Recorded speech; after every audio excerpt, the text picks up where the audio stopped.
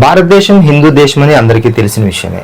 అయితే హిందూ దేశం అయినప్పటికీ కూడా సెక్యులర్ కంట్రీగా, లౌకిక దేశంగా అన్ని మతాలని అన్ని కులాలని సమానంగా ఆదరిస్తుందనే ఒక నమ్మకం కూడా భారతీయుల్లో, అలాగే భారతదేశ రాజ్యాంగ వ్యవస్థ ప్రజలకు ఇచ్చిన ఒక నమ్మకం. అయితే ప్రతి సందర్భంలో మక్కా వెళ్ళడానికి ముస్లింలకి, జెరూసలేం వెళ్ళడానికి క్రైస్తవులకి ప్రోత్సాహకాలు, నగదు, వారి ఆర్థిక అవసరాలకు తగ్గట్టుగా అంతో ఇంతో సహాయం చేస్తూ ఉంటది గవర్నమెంట్స్.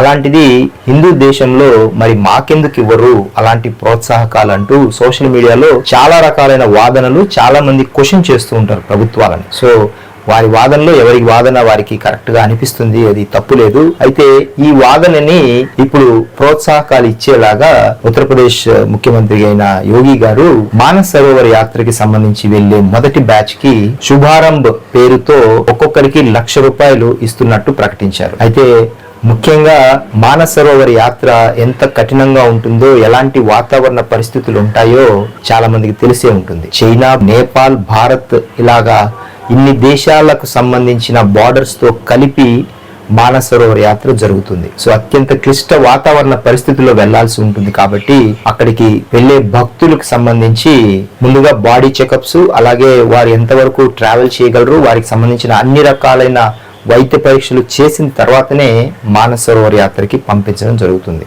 సో చాలా మంది నెటిజన్లు ఈ యొక్క ప్రోత్సాహకాన్ని యోగి గారి ప్రభుత్వం అందించగానే ఆయన్ని నిజంగా అందరూ హిందువులందరూ శబాష్ అంటూ సోషల్ మీడియాలో ఆయన అభినందిస్తూ పోస్టులు పెడుతూ దట్ ఈజ్ యోగి అంటూ ఆయన్ను కీర్తిస్తున్నారు. అయితే ప్రోత్సాహకాలు ఇది కంటిన్యూ అవుతాయా, లేకపోతే ఓన్లీ మానస్ సరోవర్ యాత్రకు మాత్రమే ఈ యొక్క నగదు పురస్కారం ఇస్తారనేది చూడాల్సి ఉంది. వీడియో నచ్చితే లైక్ చేసి, షేర్ చేసి, కామెంట్ చేయండి.